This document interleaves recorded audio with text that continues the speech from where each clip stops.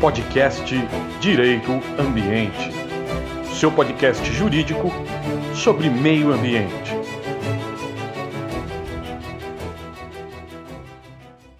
Continuando o nosso estudo do direito ambiental na Constituição Federal, agora nós vamos estabilizar no artigo 225, que é exatamente o artigo que trata do capítulo do meio ambiente. Então, nesse artigo 225, nós já havíamos comentado em episódios anteriores, mas vamos reler o caput do artigo para daí podemos interpretar de uma forma mais clara. O que diz o caput, ou seja, o cabeçalho do artigo 225? Todos têm direito ao meio ambiente ecologicamente equilibrado, bem de uso comum do povo e essencial à sadia qualidade de vida, impondo-se ao poder público e à coletividade o dever de defendê-lo e preservá-lo para as presentes e futuras gerações. Então, primeiro, nós abordamos os princípios que se encontram nesse artigo 225. O primeiro princípio é o princípio do meio ambiente equilibrado. Então, esse princípio, ele determina que a utilização do meio ambiente, ela vai ocorrer, ela pode ocorrer a exploração, como nós já citamos em episódios anteriores, porém, deve haver esse equilíbrio. Então, esse princípio do meio ambiente ecologicamente equilibrado, ele está diretamente ligado ao princípio do desenvolvimento sustentável. O segundo princípio, o princípio do acesso equitativo aos recursos ambientais. Ou seja, todos têm acesso, todos devem ter acesso ao meio ambiente, mas de forma igual, de forma igualitária.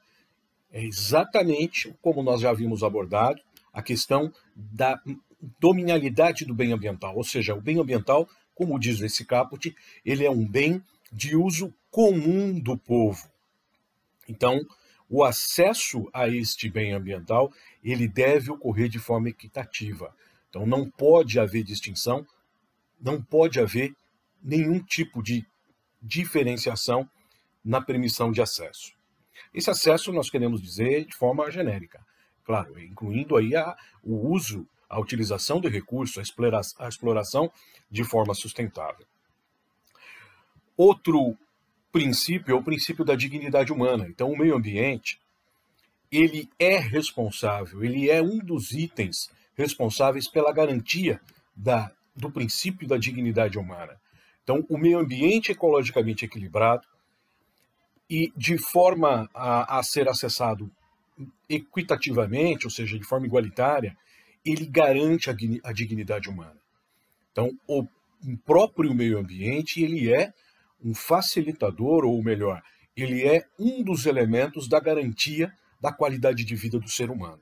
Lembra quando nós falamos naquelas teorias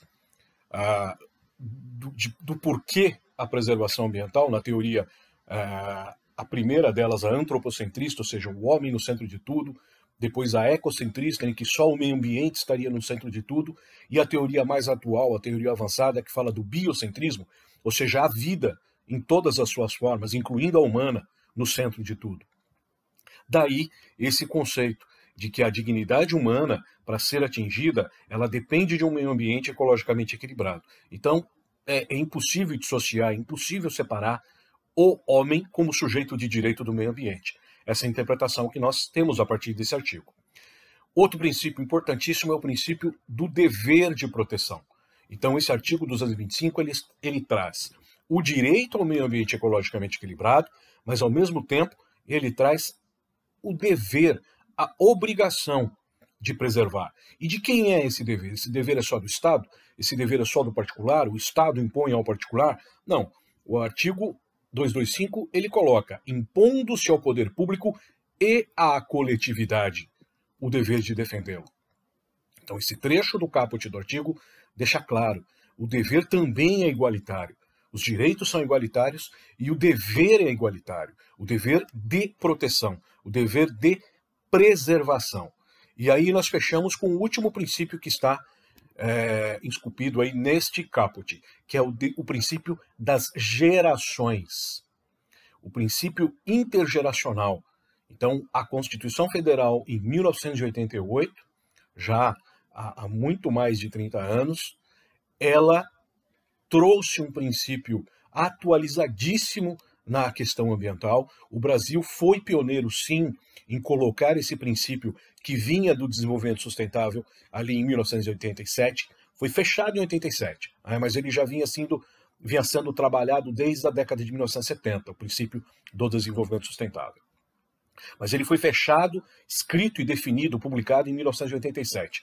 Então a Constituição Federal de 88, um ano depois, ela já insere esse princípio de que o meio ambiente, ele é preservado, ele é protegido, e assim deve ser, não só para quem existe de momento, que está ali diretamente utilizado, mas as gerações que virão, as gerações futuras. Então, aqui nós interpretamos os princípios do caput do artigo 225. Feita essa análise do caput do artigo 225, nós partimos para o parágrafo 1º desse mesmo artigo. O parágrafo 1º, ele vai colocar de forma mais clara, de forma mais taxativa, quais são as obrigações do poder público, as obrigações do Estado para a garantia do direito de todos ao meio ambiente ecologicamente equilibrado. Então, diz o parágrafo 1º, para assegurar a efetividade desse direito, incumbe ao poder público.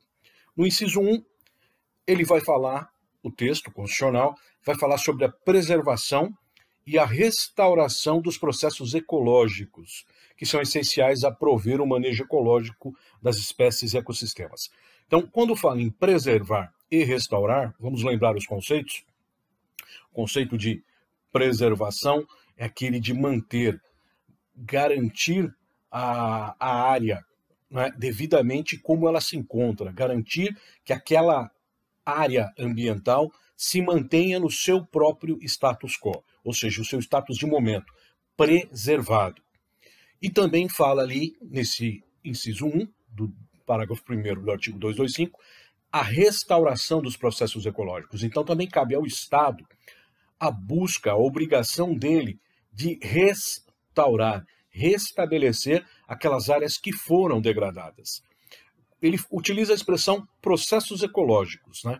Então, isso subentende, obviamente, todo e qualquer processo e procedimento para preservar, para conservar. O texto constitucional não está usando o termo conservar, mas é extensivo, obviamente. O Estado ele determina uma preservação total, né, ou autoriza a conservação, o uso daquela área com exploração sustentável. E a restauração, como nós vimos também, que é um outro conceito.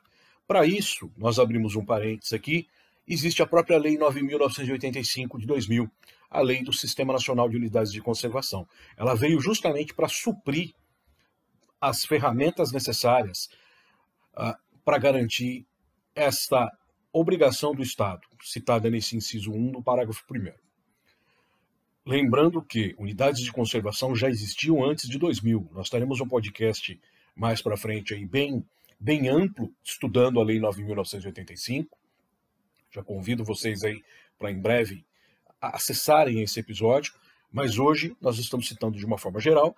Então, a própria Lei 9.985 de 2000, ela vem atender esse princípio constitucional, mas ela aglomerou, ela pegou as unidades de conservação que já existiam tecnicamente em diversas leis brasileiras, adicionou novos conceitos e agrupou, criando um sistema que é o chamado Sistema Nacional de Unidades de Conservação. O inciso 2 do parágrafo 1º, ele já fala em preservar a diversidade e a integridade do patrimônio genético. Então, já em 88, a Constituição, mais uma vez, se antecipando a algo que hoje está no dia a dia da comunidade científica internacional, que é o trabalho com questões genéticas humanas e também de um banco genético completo aí de fauna e de flora. Claro, existe também uma legislação própria, o Brasil está nessa vanguarda, tem mais de uma década, uma legislação que vai impor limites ao que se pode fazer dentro da comunidade científica na questão genética, sempre buscando a melhoria da qualidade de vida do ser humano e do próprio meio ambiente. mas a Constituição em 88 ela já trouxe isso e coloca que cabe ao Estado fiscalizar as entidades dedicadas à pesquisa e à manipulação do material genético. Então, nossa Constituição aí, mais uma vez, se antecipando a algo que era, né, certo que teríamos aí grandes avanços, que é o que está ocorrendo hoje. O parágrafo 1º, inciso 3, ele coloca ainda o seguinte, que cabe ao poder público definir em todas as unidades de conservação espaços territoriais e seus componentes a serem especialmente protegidos, sendo que a alteração e a supressão serão permitidas somente através de lei. Então aqui nós temos, mais uma vez, a citação à legislação que já existia naquela época. Eu vou usar um termo agora que está acima do termo de unidades de conservação. É um termo em direito ambiental que é ETEP, ou seja, espaços territoriais especialmente protegidos. É um grupo maior do que unidades de conservação. Nós temos um grupo amplo de qualquer espaço que a legislação traga algum tipo de proteção especial. Exemplo, a área de preservação permanente, ela não é uma unidade de conservação. Existem APPs dentro de unidades de conservação, mas a APP ela é por si só um espaço especialmente protegido, definido em lei. Em que lei? No Código Florestal. Então nós temos os espaços territoriais especialmente protegidos e na classificação desses espaços nós temos as unidades de conservação. Então, no inciso 3 do parágrafo 1º do artigo 225 da Constituição, mais uma vez a legislação veio na sequência e foi criada a Lei 9.985 de 2000, que cria o Sistema Nacional de Unidades de Conservação, que é um tipo de espaço territorial especialmente protegido. E é interessante citar que o inciso 3 aí na Constituição já está falando. A criação, ela pode ocorrer não só por legislação, mas por norma administrativa também, por decreto do presidente da República, dos governadores, dos municípios, mas a alteração, ou seja, a supressão ou a alteração de um espaço que já foi criado somente através de lei. É interessante citar isso.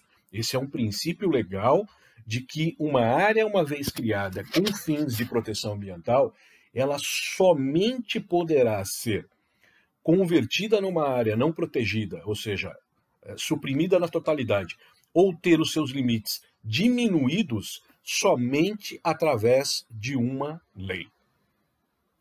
Seguindo no inciso 4 deste parágrafo que estamos estudando, nós teremos a definição agora constitucional da necessidade, da obrigação do licenciamento ambiental.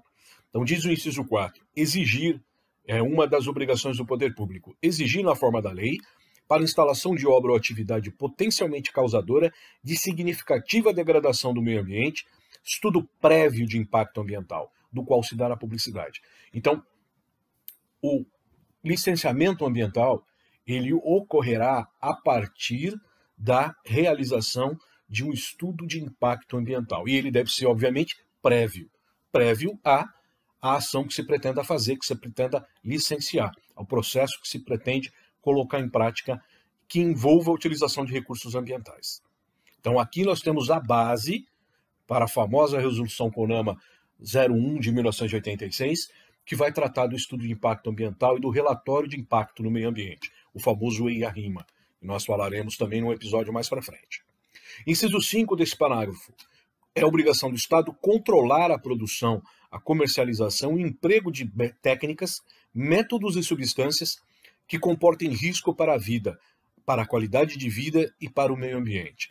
Então, tudo aquilo que trouxer de alguma forma algum risco direto ou indireto ao meio ambiente é uma obrigação do Estado para que se faça o controle. Então, exemplo disso, a venda de uma motosserra é uma venda controlada. A pessoa conseguirá comprar essa motosserra com uma nota fiscal, terá, obviamente, a nota fiscal na loja em que ela compra, mas há um controle do Estado sobre isso. A produção e comercialização, por exemplo, de elementos aí da flora, que sejam controlados. Palmito. O palmito jussara, ele é teoricamente proibido a sua exploração, mas diversos outros palmitos possuem a permissão do IBAMA, como órgão ambiental federal, e também dos órgãos estaduais, para que sejam produzidos de forma controlada e comercializados a partir daí. Então é possível encontrar o palmito em outras espécies já devidamente embalado no comércio local? Sim, para isso há um controle dos órgãos ambientais, também dos órgãos de saúde pública, né, vigilância sanitária, porque trata-se de um alimento, mas tem que ter em primeiro plano um controle do órgão ambiental. Então, esse é um princípio que está aí definido no inciso 5 do parágrafo 1º, artigo 225. O inciso 6 desse artigo ele fala ainda: promover a educação ambiental é outra obrigação do Estado, em todos os níveis de ensino, ou seja, do pré-primário ao ensino acadêmico, né, o ensino superior, incluindo aí até no estrito sensu, ou seja, doutorado e pós-doutorado. Inciso 7. Proteger a fauna e a flora, vedadas na forma da lei as práticas que coloquem em risco sua função ecológica, que provoquem extinção de espécies ou submetam os animais à crueldade. Então, isso é o básico, esse inciso 7 ele está ligado ao caput do artigo 225, ao passo que o Estado ele tem a obrigação de proteger o meio ambiente junto com a coletividade. Então, o inciso 7 do seu parágrafo 1º, ele está reforçando que fauna e flora têm as suas características e elas devem ser protegidas pelo Estado de uma forma mais efetiva. Partimos agora para o parágrafo 2º do artigo 225. Ele vai falar sobre o explorador em questões minerais. Então ele diz: aquele que explorar recursos minerais fica obrigado a recuperar o meio ambiente degradado, de acordo com a solução técnica exigida pelo órgão técnico na forma da lei. Então aqui nós temos também como base um princípio, que nós estudaremos mais para frente, o famoso princípio do poluidor-pagador, ou utilizador de recursos reparador. Então aquele que polui, aquele que utiliza o recurso, ele deve ser responsabilizado ou, na verdade, quando há o licenciamento, então há a definição das restrições, das imposições da própria norma técnica para que ele explore aquele recurso, ele já vai ter um rol ali de situações em que ele é obrigado a cumprir. Então, o princípio do poluidor-pagador ele é um pouco mais amplo do que o próprio termo é utilizado. Aqui no parágrafo 2º desse artigo 225, ele está falando sobre mineração, mas por analogia, o princípio do poluidor-pagador ele se aplica a qualquer recurso ambiental.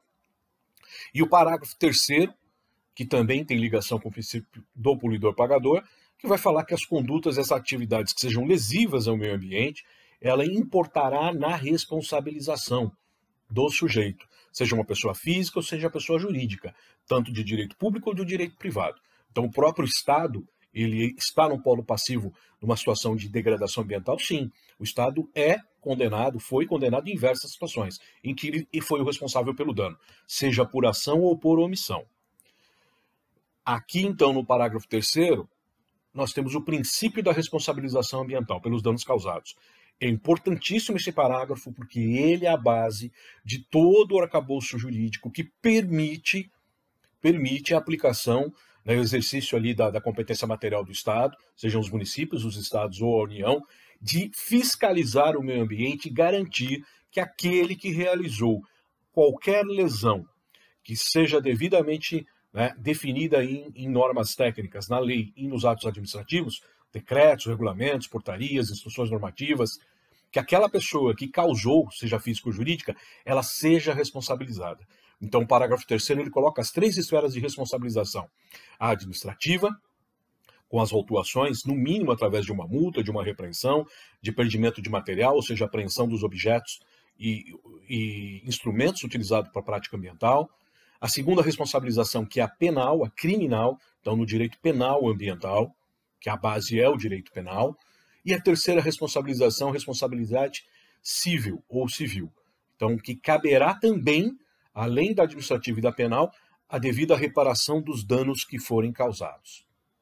Nós partimos para o parágrafo 4º. O parágrafo 4º desse artigo 225, ele vai falar que a floresta amazônica, a Mata Atlântica, a Serra do Mar, o Pantanal Mato-Grossense, a zona costeira, todos eles são áreas de patrimônio nacional e que a utilização desses recursos se fará dentro da lei. Também está reforçando o que já está no caput do artigo 225. É interessante citar também que, mais uma vez, nesse parágrafo 4º, nós estamos falando dos espaços territoriais especialmente protegidos, que nós já havíamos comentado. O parágrafo 5º, ele vai falar sobre as terras devolutas, aquelas terras que não há uma propriedade certa, não há uma dominialidade, o Estado, então, ele automaticamente ele passa a ser o proprietário, o responsável. Essas terras mais comumente ainda são encontradas na Amazônia, a maioria delas em processo ali de dominialidade pelo Estado, e normalmente são utilizadas para criação de unidades de conservação e reservas indígenas quando assim se conclui que é necessário. E o parágrafo 6º, ele vai falar sobre a questão da energia nuclear. Então nós já havíamos comentado que lá nos bens da União, o artigo 20 trata esse assunto. Mas aqui o artigo 6º do 225, ele fala: as usinas que operem com reator nuclear deverão ter sua localização definida em lei federal.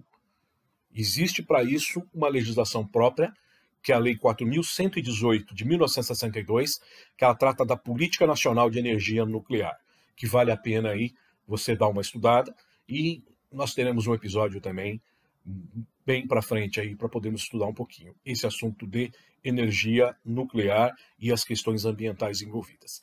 Nós fechamos mais esse episódio. Não encerramos o assunto de direito ambiental na Constituição ainda, mas nós encerramos o assunto do artigo 225, artigo 225 da Constituição Federal. Nos vemos no próximo episódio.